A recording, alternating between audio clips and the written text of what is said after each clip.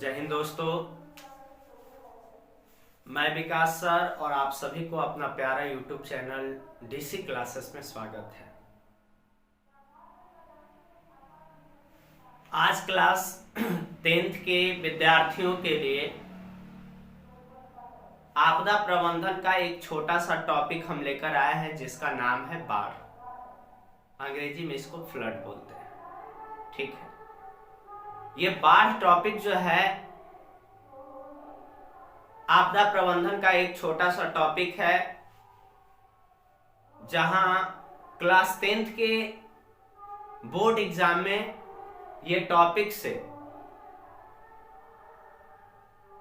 3 से 4 नंबर का क्वेश्चन पूछे जाते हैं। तो आज हम लोग ये बाढ़ टॉपिक को एकदम देहाती भाषा में हम लोग समझने का क्या करेंगे, काम करेंगे। ठीक है, बहुत सारे बच्चे जो है अलग अलग कोचिंग में अलग अलग टीचर के माध्यम से पढ़े होंगे, लेकिन आज हम ये बाढ़ टॉपिक जो आपको समझाएंगे ये एक अलग तरीके से समझाएंगे, और ये छोटा सा टॉपिक है जो हमारे दैनिक जीवन से क्या है, संबंधित है। इसको आसानी पूर्वक हम लोग समझ के और आने वाले बोर्ड एग्जाम में 4 से 5 नंबर आसानी पूर्वक अपना मुट्ठी में कर सकते हैं। एकदम छोटा सा टॉपिक है ना।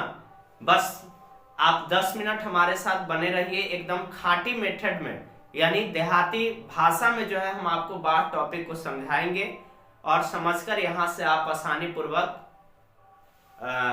4 से 5 नंबर बटोर सकते हैं। बहुत सारे विद्यार्थियों का कमेंट आ रहा था, कुछ है ना, हिस्ट्री का भी क्वेश्चन है, वो हम लेकर आएंगे आप सबके लिए, लेकिन आज फिलहाल अभी हम बाढ़ को आप सबके लिए लेकर आए हैं, इस पर हम लोग डिस्कस करेंगे। आइए तो सबसे पहले बात करते हैं बाढ़ है क्या, है ना। बहुत सारे बच्चे जो है अलग अलग तरीके से इसका आंसर देते हैं। बाढ़ क्या है अगर पूछ दे आपसे तो आप क्या बताएंगे। बहुत सारे बच्चे बोलते हैं, डायरेक्ट बोल देते हैं कि आवश्यकता से अधिक जल का उपलब्ध होना बाढ़ कहलाता है। लेकिन 2 नंबर में अगर ये क्वेश्चन पूछता है तो आवश्यकता से अधिक जल का उपलब्ध होना बाढ़ अगर आप लिखते हैं तो ये एक समुचित परिभाषा नहीं होगा, है ना। मतलब कहने का मतलब समुचित परिभाषा एक अच्छे माध्यम का परिभाषा नहीं हो पाएगा। तो आइए हम सबसे पहले आपको बताते हैं कि बाढ़ है क्या। अगर हम लोग बाढ़ की बात करेंगे बाबू, तो हम लोग ये भी कह सकते हैं कि कृषि या आवासीय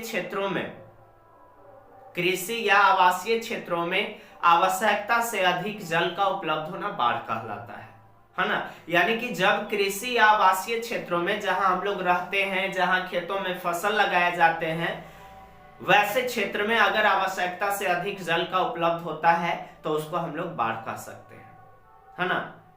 उसके बाद एक छोटा सा टॉपिक आप सबको याद रखना है, बहुत बार एग्जाम में पूछा जाता है कि बाढ़ किस प्रकार का आपदा है। इसमें बच्चे कंफ्यूज हो जाते हैं कि मानवीय है कि प्राकृतिक है, मानवीय है प्राकृतिक है, लेकिन आज दिमाग में आपको हटा लेना है, बाढ़ जो है एक क्या है, प्राकृतिक आपदा। दूसरा टॉपिक इससे पूछा जा सकता है कि भारत में भयंकर बाढ़ जो है किस वर्ष आया था। भारत में भयंकर बाढ़ किस वर्ष आया था, है ना। तो आपको याद रखना है 1976।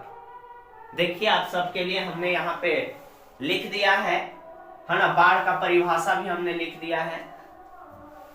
कृषि आवासीय क्षेत्रों में आवश्यकता से अधिक जल का उपलब्ध होना क्या कहलाता है, बाढ़ कहलाता है। बाढ़ जो है एक प्राकृतिक आपदा है। भारत में 1976 ईस्वी में भयंकर बाढ़ आया था। उसके बाद हम लोग बाढ़ से संबंधित अगले टॉपिक की बात करेंगे। तो आपसे एग्जाम में पूछा जा सकता है कि बाढ़ आने का मुख्य कारण क्या है।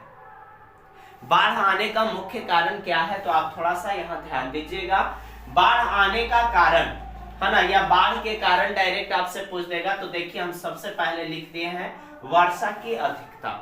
यानी जितना अधिक वर्षा होगा वो बाढ़ का रूप धारण करेगा। ठीक है, दूसरा पॉइंट लिखे हैं जल की अधिकता, तीसरा लिखे हैं नदी का बांध टूट जाना, और चौथा लिखे हैं नदी तल में अवसाद का जमा होना। ये 4 पॉइंट हमने जो बताया ये बाढ़ आने का कारण है। क्या क्या है? तो सबसे पहला याद रखना है वर्षा की अधिकता, दूसरा याद रखना है जल की अधिकता, तीसरा नदी का बांध टूट जाना, और चौथा जो है नदी के तल में अवसाद का जमा होना। ये 4 पॉइंट जो है ये बाढ़ आने का कारण है। अब जो लास्ट वाला पॉइंट हमने आपको बताया कि नदी तल में अवसाद का जमा होना, नदी तल में अवसाद का जमा होना इसका मतलब बच्चे नहीं जानते हैं। नदी तल का मतलब उसका निचला परत जो होता है नदी का, उसमें अवसाद के मतलब होता है कूड़ा कचरा। तो मान लीजिए कि नदी के तल में कूड़ा कचरा अगर जमा हो जाए और उसमें जल का प्रवाह जो है अच्छे तरीके से नहीं हो पाएगा, तो जल स्तर जो है नदी के तल से ऊपर की ओर उठना शुरू हो जाएगा। उसके बाद जो है इधर उधर पानी जो है फैलना क्या हो जाएगा, शुरू हो जाएगा, और वो बाढ़ का रूप धारण कर लेगा। ठीक है, अब अगला पॉइंट हम लोग समझेंगे। आपसे ये भी पूछा जा सकता है 2 नंबर में कि बाढ़ से होने वाली हानि क्या है ना।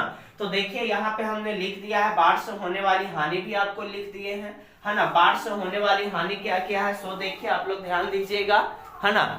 देखिए बाढ़ से होने वाली हानि क्या क्या है बाबू, तो यहाँ ध्यान देना है। देखिए सबसे पहला पॉइंट हम लोगों ने यहाँ पे लिख दिया है आप सबके लिए। पहला पॉइंट है कि बाढ़ से होने वाली हानि है निम्नलिखित। पहला, खेतों में लगे फसल नष्ट हो जाते हैं, यानी जब भी बाढ़ आएगा तो खेतों में लगा हुआ फसल क्या हो जाएगा, नष्ट हो जाता है। दूसरा बात हम लोग करते हैं, खाद्य पदार्थों की समस्या उत्पन्न होती है। अच्छा, आप ये जानते होंगे कि खेत में लगा हुआ फसल अगर बाढ़ के कारण नष्ट हो जाए तो खाने वाला को हम लोग खाद्य पदार्थ कहते हैं, जैसे चावल गेहूं हो गया, है ना, विभिन्न प्रकार के उत्पाद फसल हो गया, ये सभी फसलों की समस्या उत्पन्न होती है। तीसरा पॉइंट हम लोग लिख दिए हैं कि आवासीय समस्या। बहुत सारे क्षेत्र में आप देखे होंगे, बहुत सारे जगह पे ये भी देखे होंगे कि बाढ़ आने के कारण जो है घर में पानी चला जाता है, जहां रहने के लिए लोगों की समस्याएं होती है ना। तो तीसरा पॉइंट हो जाएगा आवासीय समस्या। चौथा, यातायात की समस्या, है ना। ये सब बाढ़ से होने वाली हानि है। बहुत सारे क्षेत्र में आप देखे होंगे कि बाढ़ आने के कारण जो है रोड पर इतना पानी, है ना, हो जाता है, और इस तरफ के गाड़ी जो है उस तरफ और इस तरफ के गाड़ी इस तरफ, यानी कि परिवहन जो पूरी तरह से ठप पड़ जाता है। तो आप याद रखिएगा, अगर आपसे पूछते बाढ़ से होने वाली हानि, तो पहला, खेतों में लगे फसल नष्ट हो जाते हैं, दूसरा, खाद्य पदार्थों की समस्या उत्पन्न होती है, तीसरा, आवासीय समस्या, और चौथा, यातायात की समस्या। अब हम लोग आगे बात करेंगे बाबू।